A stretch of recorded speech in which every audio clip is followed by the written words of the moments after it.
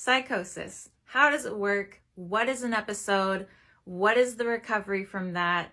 What's the deal? So first of all, psychosis is a condition that has a constellation of symptoms that altogether results in a loss of touch with reality. Psychosis can be episodic or it can just be ongoing. Some people live with psychosis like every day of their life. It can be managed by medication, but for some people, they do still have hallucinations and delusions, which are common symptoms of psychosis. And then there are the episodes, which can be contained within a few weeks, 2 months, 2 years. The duration doesn't really determine the severity. You can have debilitating, mentally incapacitating psychosis, or you can kind of be stable enough to live with it and have a full, rich, healthy life. There are 3 phases of psychosis that are the onset to the end. They are the prodromal phase, which is the initial first phase going into psychosis, the acute phase, which is psychosis at its ultimate peak, and then the recovery phase, which, like it sounds like, is recovering from an episode and going back into, normal reality. The typical onset between men and women, and I know that's like a totally gendered term, but bear with me, the onset for AMABs is between adolescence, late adolescence to into their 20s. And for women, AFABs, it is typically between your 20s and your 30s. Those are typically the ages when people start to display symptoms. So the initial symptoms that come out in the prodromal phase are kind of subtle. They're called negative symptoms. There are also some positive symptoms, but there are negative and positive symptoms. Negative symptoms basically subtract from you, and positive symptoms add to you. I really don't know how to explain that, but if that makes sense, thank you for understanding. Anyway, negative symptoms look like becoming withdrawn from your job, your family, your social interactions, becoming fairly depressed, having a flat affect. What else? Just starting to struggle in school and work, not performing very well and not taking care of your hygiene. It can be kind of hard to tell when a person is in a prodromal phase just because it looks a lot like depression. The positive symptoms start to build on top of that leading into the acute phase, and positive symptoms can look like hallucinations and delusions. They can look like disorganized speech and thought, for instance, word salad, pressured speech. It can look like paranoia. It can look like catatonia. It can look like a lot of different things, and basically that is when a person has a break from reality. For me personally, the acute phase lasts just indefinitely. It could go on for the rest of my life if I didn't have medications. That is what determines the length of my episode, is how long it takes before I get on medication. So I've had episodes that were a few months, I've had them over a year, and it really just depends on the medical intervention. Once a person has stabilized on medication, or a person just naturally starts to come out of their episode, there is the recovery phase, and this is really, really hard. It's a long road of kind of regaining back your life. It is very depressing. I have had to relearn a lot of cognitive abilities. I've had to relearn even just how to think, how to talk. I had to regain reading comprehension, vocabulary, my intelligence in general. It's a time where a person just can be, again, very withdrawn, and it feels very empty, at least for me. And from what I've heard from other people's experiences, it's a very hollow time. So there you have it. Those are the 3 phases of psychosis from beginning to end. And again, this isn't accurate of everybody. Not everybody has episodic psychosis. I'd be interested to hear from people, though, that are just actively always in psychosis. If you still go through these phases, that would be very interesting. So let me know.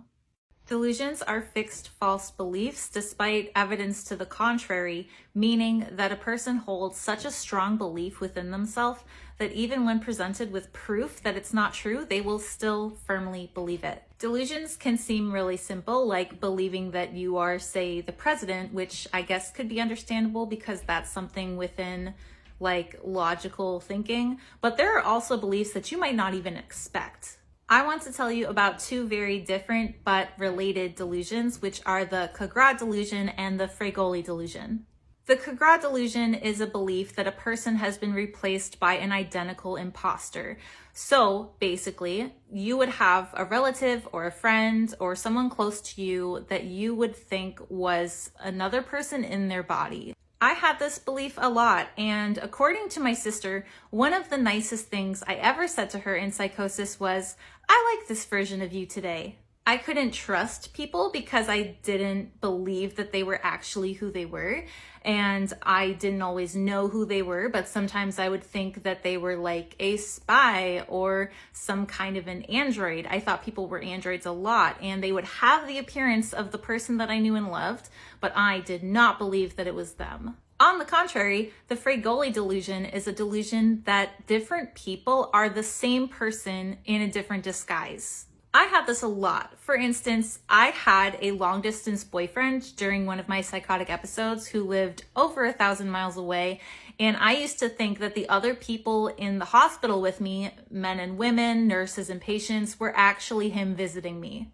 I believed that anyone who had the same color eyes as him was actually him, and the only way I could tell who it was by looking deeply into their eyes, which made for a lot of awkward, long eye contact moments with other people. And this was true of other people too. I would think that random strangers were people that I knew who had just swapped bodies to come give me a message or check in on me or spy on me. So those are just a couple of delusions for you to learn about today, or maybe you're well familiar with them because you've experienced them yourself.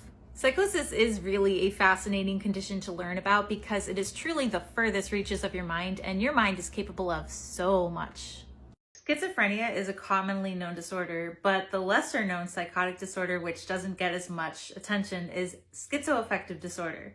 Schizophrenia and schizoaffective disorder do have a lot of overlap. They are both psychotic disorders, which are characterized by episodes or periods of psychosis, but there is one stark difference between the two of them that makes a huge distinction. Schizophrenia is composed of psychotic symptoms, positive and negative psychotic symptoms of hallucinations, delusions, disorganized speech or thought, catatonia, paranoia, things like that, as well as the negative symptoms of struggling in work and school, social withdrawal, lack of proper hygiene, having a flat affect, meaning not really showing much emotion, which schizoaffective disorder shares. Both of these disorders share the same psychotic symptoms. The one key difference is that schizoaffective disorder is essentially schizophrenia mixed with a mood disorder. It is psychosis plus bipolar or major depression. Now, with schizophrenia, a person can also experience mania and depression, but the difference is the prominence of the mood disorder. With schizophrenia, the moods are not the dominant part of the disorder. The dominant part of the disorder is the psychosis. Whereas with schizoaffective disorder, the mood disorder is the prominent part of the disorder with episodes of psychosis. According to the DSM-5, for a person to meet the diagnostic criteria of schizoaffective disorder, they must have an uninterrupted period of illness during which a major mood episode, either depressive or manic, is concurrent with positive and negative schizophrenia symptoms, hallucinations or delusions that last for more than 2 weeks in the absence of a major mood episode during the entirety of the illness, a major mood episode being present for most of the active and residual portions of the illness, and it has to be a natural occurrence, meaning that it is not related to substance use or any other cause. It is naturally developed in the brain. So wow, it is a lot like schizophrenia, but it also is very different. And if you want to have your mind really blown, you should look into bipolar with psychotic features, because that is just a whole other video on its own. And yes, I will probably be making a different video just for bipolar. And I will probably also be making a video about the schizophrenia spectrum as a whole, which encompasses all of the psychotic and mood disorders that entail psychosis. But I think that's enough for now, so there you have it. That is the difference between schizophrenia and schizoaffective disorder. What is blip psychosis? If you think of a blip as a brief period of time, like a blip of a second, it's easy to remember that blip psychosis is essentially a short-lived psychotic experience. Blip stands for brief, limited, intermittent psychosis, which is a definition for individuals who are at an ultra-high risk, UHR, for psychosis. Blips identify as a group of young people who have a history of fleeting psychotic experiences that are resolved within a week without the use of antipsychotics. Under the UHR paradigm, blips are not considered psychotic and do not receive a diagnosis of full-blown psychosis, but they are at a higher risk for developing psychosis. Blips only account for 10% of UHR samples, and case identification is difficult because of the fleeting features and small number of blips. There are a lot of these like micropsychosis conditions out there, and I find them very fascinating to learn about because it is a spectrum and there are so many ways to experience psychosis. And while blips are not considered a psychotic disorder, they are still a psychosis experience, and I think that's very valid to understand that no matter the duration of time, when a person experiences psychotic symptoms, it can be very severe and it can be life-altering. To any degree, psychosis is a serious condition and should be taken seriously. And as I said, there are so many ways to experience psychosis. So if you yourself have had blip psychosis and maybe it was confusing to you and you don't know what that was all about, I hope this better explains that. And I hope this better explains and paints a picture for other people just how varied psychosis can be and how all across the board different it can be for different people. And again, your psychosis is valid, all psychosis is valid. Bipolar disorder is a mood disorder that features extreme shifts in mood between mania and depression, mania being extreme highs and depression being extreme lows. Mania symptoms include an elevated mood, high energy, racing thoughts and speech, an increased sense of self, and becoming easily agitated. Depressive symptoms include apathy, hopelessness, a lack of interest in pleasures or activities, poor sleep, whether due to excessive sleep or insomnia, and thoughts of suicide. There are two types of bipolar disorder, types 1 and 2, and bipolar disorder type 1 is heavily emphasized on mania, while type 2 is more on the depressive side with less severe mania called hypomania. With both of these types of bipolar disorder, a person can experience psychosis. Not everyone with bipolar disorder will experience psychosis, and typically the episodes are short-lived.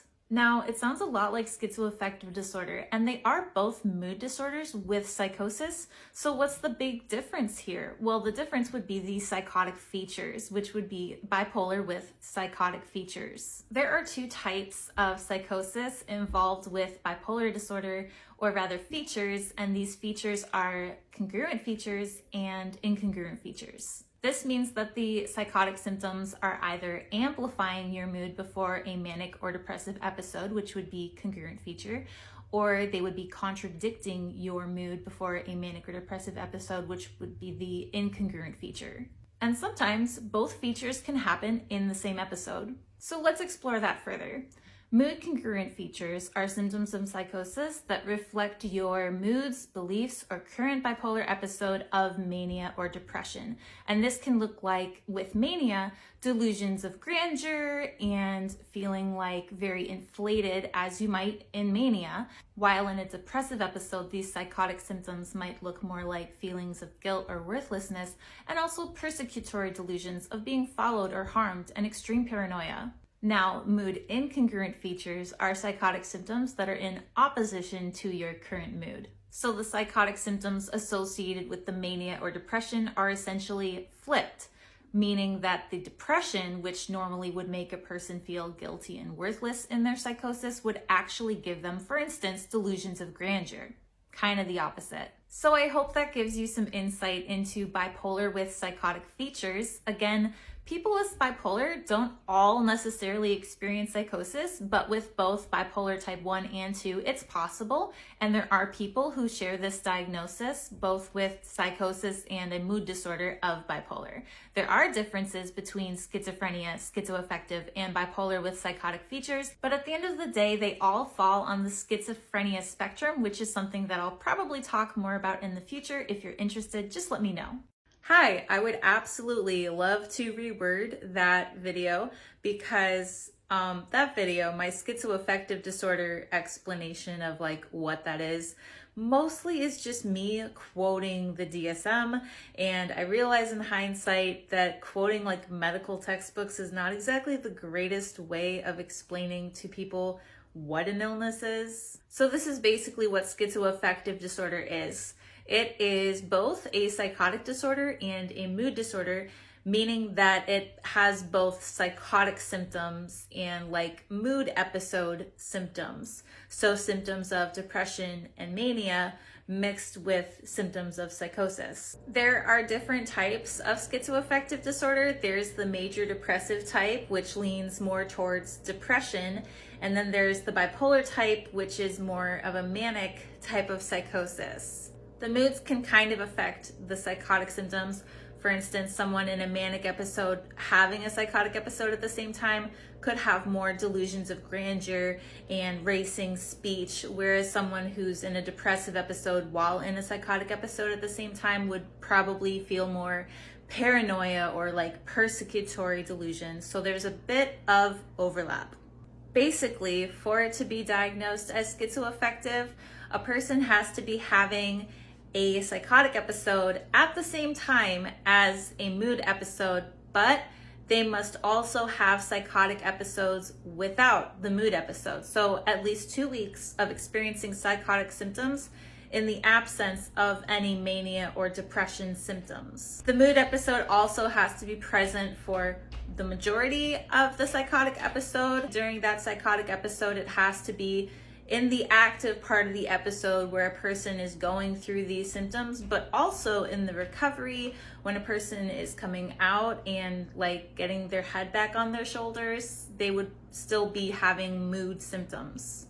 And finally, this has to be like a naturally occurring event that's not prompted by, say, drug use or postpartum or stress or sleep deprivation. It has to be organically happening in your brain to be essentially schizoaffective disorder. So I hope that makes more sense. It is basically just schizophrenia in and out of a mood disorder. It's kind of, I think, the easiest way I can describe it.